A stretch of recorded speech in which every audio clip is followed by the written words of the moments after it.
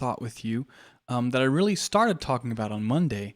Monday, I shared with you kind of my struggle of the day and just, even as a mature Christian who's been, trying to serve the Lord for more than, a decade or two,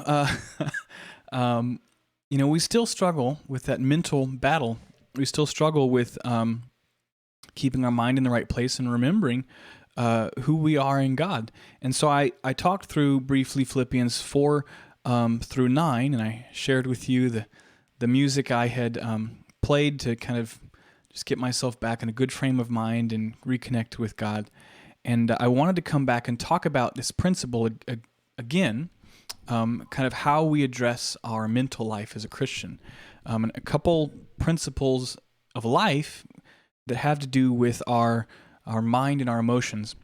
This week, we've had a number of teachable moments with our children where we have gone over and addressed, just had some moments that we needed to talk about, and those moments gave rise to opportunities to discuss, life lessons and things they're learning. And it's as an adult, sometimes you forget how hard it is having to grow up. Of course, childhood hopefully is a time of fun and of playing, but some of the lessons that we've learned over the years as we've come to maturity were really hard to learn at the time, and we've forgotten how much we had to kind of struggle to get some of these things underneath us. And as a parent, one thing I've noticed is that some of the most important lessons you have to reiterate over and over and over again, and it seems like you share with your child something important and they understand, and then next week you've got to go through the same thing all over again. And there's some things it seems like you revisit for years until it really sinks in. And as adults, we're really not that different. A lot of times we have learned and we have grown, but sometimes we still need to hear some of those same lessons that we have learned, but we need to be reminded of them. And this is one of the reasons why it's so important to read our Bibles on a daily basis, because it gives us a chance to kind of cycle through all those things that God has told us and revisit those grounds and keep them fresh. And God has a way of bringing the right things into our Bible reading schedule at the right time to help us keep our mind in the right place, help us keep focused on what He's doing so that we can be successful and we can successfully follow His direction through our life. And so one of the principles that we talked about this week again, as I mentioned, kind of following on, I don't think it was a coincidence that God was kind of reminding me of this Monday, because we've addressed it as a family, and that is how we manage our emotions. And this passage from Paul gives us a clue. He tells us to focus our thoughts on honorable, just, pure, lovely, commendable things that are excellent, that are worthy of praise. And then if we will practice this and the things that we've learned and received from our spiritual leaders, the God of peace will be with you, he says. And so the principle I want to share with you tonight, I'll tell you the way I tell our children, and then I'll elaborate a little bit. Kind of the phrase that we've come up with is, I cannot always control how I feel, but I can control what I do, and what I do will change how I feel. And, if I was going to elaborate a little bit for those of us who, we're trying to make it very simple so we could teach even our children at 2 and 3 and 4 and really get it ingrained. But, I can't always control the emotions that rise in me, but I can control my reaction to those emotions. I can control what I choose to do in response. And the things that I consistently and habitually do will change how I feel. And to elaborate a little bit, emotions are, our world has a very, or popular culture at least, has a very twisted view of emotions. It doesn't really have a good handle on emotions. Our emotions are used to justify all sorts of things that, frankly, we seem to go to one degree or the other. We're hyper emotional and we can't control ourselves because our emotions force us into doing things and to react in such extreme ways, or we go hyper logical and deny our emotions and pretend like we don't have emotions, and And it seems like there's no middle ground, and we don't have a good understanding of our emotions. And one of the big misconceptions our world has is that emotions precede actions, that emotions are the cause and actions are the result. I do this because I'm angry. I do this because I'm sad. I do this because I'm happy. I'm kind and pleasant to be around because I'm happy. I'm loving and gentle with my family because I love them emotionally. The emotion, see, it's, and all of those statements are, it is possible to live reactively, and our society often does, but it gets it backwards. Just because I'm angry doesn't mean I have to react in violence or in anger. Just because I'm sad doesn't mean I have to withdraw into myself and go into a spiral. Just because I'm not happy doesn't mean I can't be kind. And just because I don't feel the emotional of love doesn't mean I can't act in a loving manner. The truth is, our emotions are another input into our life. Emotions are kind of, I see them like our sense of touch is the way I kind of explain it to our children sometimes. Emotions tell us things, and it's not always fun. If I stub my toe, there's pain, and on the one hand, I might wish that I didn't have pain, but that pain is telling me something important. I've hurt myself, and I need to attend to it. And so it's a input into our decision-making process, but then we have to choose what to do with that input. And so many people feel emotions, and then they react without thinking. And that goes back to that belief that actions are predicated based on emotions, and emotions cause actions. When really, emotions are communicating something to us. Emotions are almost like our spiritual or emotional pain receptors, right? Anger is the way that I know I've been hurt or wronged, or at least I feel wronged. Sadness is, part of how I deal with loss. And these emotions are a healthy part of the wonderful system that God has created for us to be able to perceive our world and communicate with each other and experience the beauty of life. But if we take those inputs and just directly connect them to actions, we miss an important opportunity. Yes, I feel emotion, but I feel anger, but I get to choose what I do with that anger.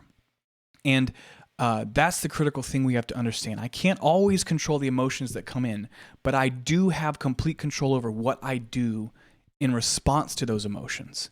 And then the big secret that our world likes to completely ignore is that in the long run, what you do has an impact on your emotions. And so the world thinks emotions lead to actions, but it's really the opposite.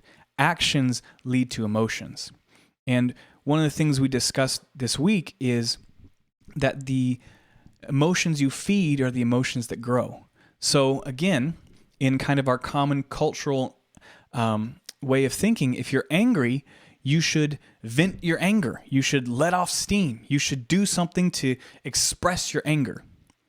But the truth is, if you take your anger and then act in ways that express that anger, if you focus on what caused your anger and vent steam, most of the time it just makes you more angry because you're focusing on the very thing that led to the emotion, and the acts of anger give rise to more emotion of anger. Same thing with sadness. When we're sad, if we're not careful, we latch onto the cause of the sadness. We lament the sadness, and we feel like I should take time to appreciate my sadness and to deal with it, and we get so focused on what made us sad, it becomes this downward spiral. And I'm convinced that a lot of times depression is the result of us not catching that spiral early.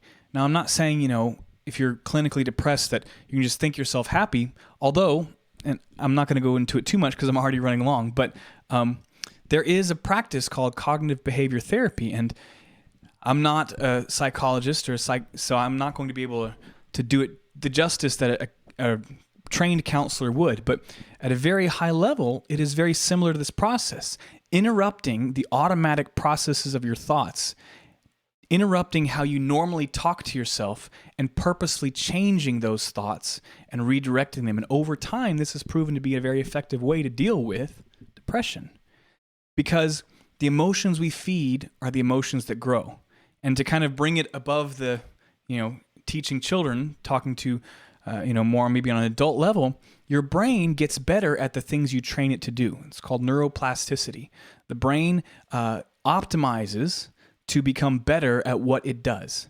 So if you continue in patterns of anger, your brain begins to become better at being angry. If you continue in patterns of sadness, your brain continues to develop and revert back to those patterns. The brain is an amazing if you want to think of the brain as a muscle, it's unlike any other in the body in that it's the only one that edits itself, that changes itself. The way you use the brain fundamentally changes the way you will use it again in the future in a way that's unlike anything else. So the brain is this kind of self-modifying thing. We are a self-modifying thing. We have control over how we shape our own thoughts. And that's what Paul is talking about here. We should be careful about the way we shape our thoughts, because the way we shape our thoughts now will change how we emote in the future. And then we become the kind of person we think ourselves to be in the long run. And I'm already at 11 and a half minutes, and I'll let you go. But this has a whole bunch of implications for relationships, for how we live. For example, this is probably one you've heard me say beforehand, but love is primarily a choice. It's not an emotion. There is an emotional aspect to love that we feel. There's several, right? There's that familiar love that I feel for my children or my siblings. There is that romantic love I feel for my wife. There is that brotherly love I feel for my brothers and sisters in Christ. And there's many emotional aspects to love. But at its core, love is a choice, not an emotion. And if we will perform the acts of love, if we will choose to act in a loving manner, the emotions of love will follow. And that's the secret. For example, when we were younger and of that age where most of our friends were getting married, a lot of people I knew, especially outside the church, would say, I don't think I can't see myself getting married because I can't promise that I'm going to love the same person for the next 30 years. So it's just better not to get married than to make a promise I can't keep, because their understanding of love is this emotionally based. What if I fall out of love? Well, love is not an emotion. Love is a choice. I can promise to love my wife for the rest of my life because each day I wake up and I get to choose what I'm going to do. And I know if I continue to choose to love her, the feelings will follow. And I'll end on this note. That's been one of the most wonderful things about this pandemic. I have no choice but to spend a whole bunch more time with the person that I enjoy spending the most time with. And because she and I have both been, for the last 12 years, consistently choosing to love one another, the emotion of love quickly follows. And she's my best friend, and it's an incredible joy to be around her. But that's the principle I wanted to share with you today. That was my thought. I will kind of wrap up what I mentioned or started talking about on Monday.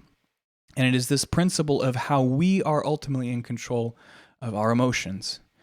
Because I cannot always control how I feel, but I can control what I do. And what I do will change how I feel.